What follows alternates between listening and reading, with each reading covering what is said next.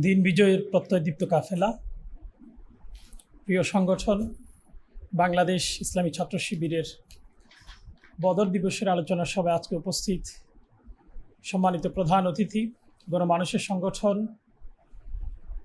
সংগ্রামী কাফেলা বাংলাদেশ জামাত ইসলামীর সম্মানিত ভারপ্রাপ্ত সেক্রেটারি জেনারেল মাওলানা এটিএম মাসুম, উপস্থিত আজকের আয়োজনের সম্মানিত বিশেষ অতিথি, প্রিয় কাফেলার সাবেক মোহতারাম কেন্দ্রীয় সভাপতি, গণমানুষের সংগঠন বাংলাদেশ জামাত ইসলামীর ঢাকা মহানগর উত্তরের সংগ্রামী সেক্রেটারি ডক্টর রাজাউল করিম, আজকের এই আয়োজনের সম্মানিত সভাপতি, বাংলাদেশ ইসলামী ছাত্র শিবিরের শ্রদ্ধাভাজন কেন্দ্রীয় সভাপতি, উপস্থিত সম্মানিত সেক্রেটারি জেনারেল, আজকের আয়োজনের সম্মানিত অতিথিবৃন্দ, কেন্দ্রীয় সেক্রেটারি ভাইরা, আসসালামু আলাইকুম রহমতুল্লাহি ওয়া বারাকাতুহু।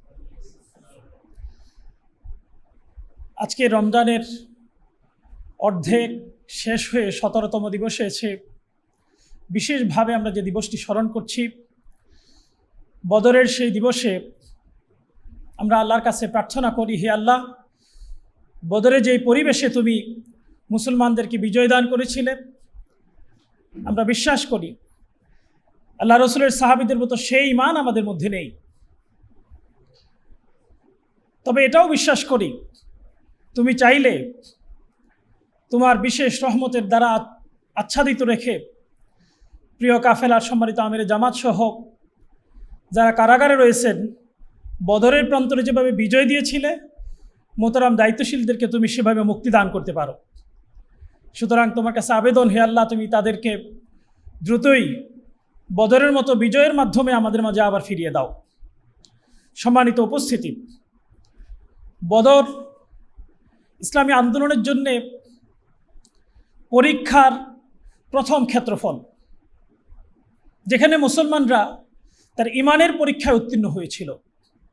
মুসলমানরা জেনেছিল, ওয়ালা তাহিনু ওয়ালা তাহজানু ওয়া আনতুমুল আ'লাউনা ইন কুনতুম মুমিনিন, যদি তুমি বিশ্বাসী হও তাহলে তোমার জন্য ভয়, আতঙ্ক, উদ্বেগের কিছু নেই, তোমার জন্য বিজয় সুনিশ্চিত। এ বিষয়টির বাস্তব রূপ মুসলমানরা উপলব্ধি করার জন্য অপেক্ষা করতে হয়েছে বদরের প্রান্তর পর্যন্ত। সে বদর দেখিয়েছে শুধুমাত্র ঈমানের বলে বলিয়ান হওয়ার কারণে বিশাল ব্যবধানে যে জনগোষ্ঠীকে আল্লাহ তাআলা তার নিজের গ্রামে, নিজের শহরে, নিজের আবাসস্থলে থাকতে দেয়নি, সেই জনগোষ্ঠীকে আল্লাহ তাআলা বিজয় দান করেছিলেন শুধু ঈমানের বলে বলিয়ান হওয়ার কারণে।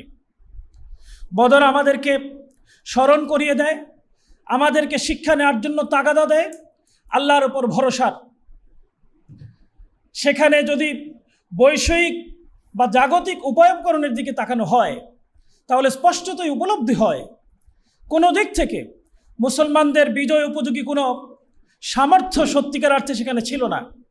কিন্তু শুধুমাত্র তারা ভরসা করেছিল মহান আল্লাহর উপর, যেই ভরসা মুসলমানদের জন্য যুগ যুগ ধরে অনুপ্রেরণা। এই ভরসার কারণেই 1953 সালে ফাঁসির রায় শোনার পর মাওলানা মওদুদী রহমতুল্লাহ আলাইহি হাসি মুখে বলেছিলেন, মৃত্যুর ফয়সালা জমিনে হয় না, মৃত্যুর ফয়সালা হয় আসমানে।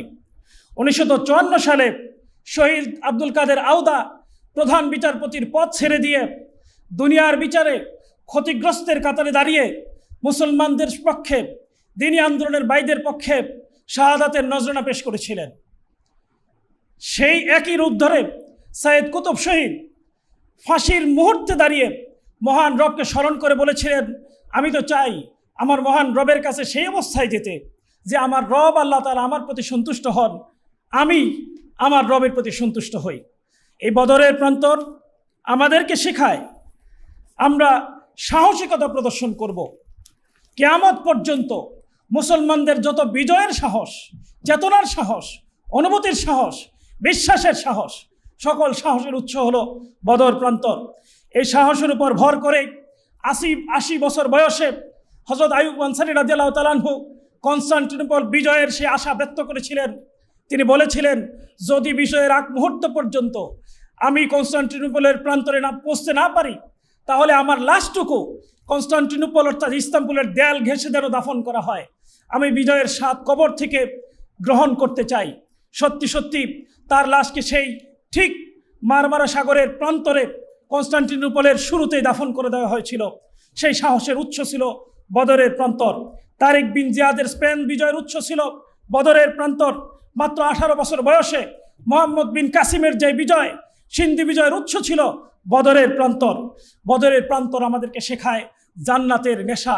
জান্নাতের নেশায় হযরত হাম্মাদ রাদিয়াল্লাহু তাআলা আনহুকে আল্লাহ রাসূল সাল্লাল্লাহু আলাইহি ওয়াসাল্লাম দাঁড় করিয়ে বলেছিলেন, হে আম্মাদ, তুমি কি জানো বদরের প্রান্তরে যারা জিহাদে অংশগ্রহণ করবে তাদের বিনিময় কি? আল্লাহ রাসূল সাল্লাল্লাহু আলাইহি ওয়াসাল্লামকে বলেছিলেন, আমি তো জানি না হে আল্লাহ রাসূল। তিনি বলেছিলেন, বদরের প্রান্তরে যারা অংশগ্রহণ করে জীবন দিবে, মৃত্যুর জন্য তার যে রক্তের ফুঁটা পড়বে, রক্তের ফুঁটা মাটিতে পড়ার আগেই আল্লাহ তাআলা তার জন্য জান্নাত লিখে দিবেন। এই ঘোষণার সাথে সাথে তার মুখে যে খেজুর ছিল, খেজুরটা ছুঁড়ে ফেলে দিয়ে তিনি জান্নাতের নেশায় বদরের প্রান্তরে যুদ্ধ অংশগ্রহণ করে শাহাদাত বরণ করেছিলেন। এই নেশা আমাদের মনের মধ্যে ধারণ করতে হবে। সেই শাহাদাতের তামান্না, অনুভূতি, শাহাদাতের তীব্র বাসনা আমাদেরকে লালন করতে হবে। সম্মানিত ভাইরা আমার, বদরের প্রান্তরে সর্বশেষ যে বিষয়টি আমি বলে শেষ করতে চাচ্ছি সেটা হলো আমাদের তাকওয়ার সুফল কত বড়, কতটুকু পাওয়া যায়, যেটা আমরা রমজানে অর্জন করছি সেটা আমরা বদর থেকে শিখতে পারছি। সূরা আল ইমরানে আল্লাহ তাআলা 120 নম্বর আয়াতে উল্লেখ করেছেন, ওয়া ইন তুসবিরু ওয়া তাত্তাকু লা ইয়াদুররুকুম কাইদুহুম শাইআ। যদি তুমি ধৈর্য ধারণ করো, যদি তুমি তাকওয়া অবলম্বন করতে পারো, দুনিয়ার কোনো ষড়যন্ত্র তোমাকে ক্ষতিগ্রস্ত করতে পারবে না। দুনিয়ার ক্ষতি, বিপদ, মুসিবত এগুলো নিয়ে খুব বেশি শঙ্কিত আমরা, উদ্বিগ্ন আমরা, কিন্তু এগুলোর যে ঔষধ, এগুলোর যে শেফা, এগুলোর যে উপায়, এখান থেকে প্রতিকারের যে উপায়, সে উপায় হলো তাকওয়া অবলম্বন করা। মাহে রমজান আমাদের মাঝে উপনীত। আমি বিশ্বাস করি আমরা যদি সেই তাকওয়া অবলম্বন করতে পারি, বদরের প্রান্তরে মহা ক্ষতি থেকে ইসলামকে, মুসলিমদেরকে, আল্লাহ রাসূল এবং তার সাহাবীকে আল্লাহ তাআলা যেভাবে রক্ষা করেছিলেন, ইনশাআল্লাহ ইসলামী ছাত্র শিবির তাদের সেই তাকওয়ার বলে বলিয়ান হয়ে ছাত্র শিবির দেশের মানুষকে সাথে নিয়ে বাংলাদেশকে ইসলামের বিজয় নিশ্চিত করার জন্য সকল ষড়যন্ত্রের মোকাবেলায় আল্লাহ তাআলা তাদেরকে সামর্থ্য দান করবেন ইনশাআল্লাহ। আল্লাহ তাআলা তৌফিক দান করুন। আমিন। ওয়া আখির দাওয়ানা আলহামদুলিল্লাহি রাব্বিল আলামিন।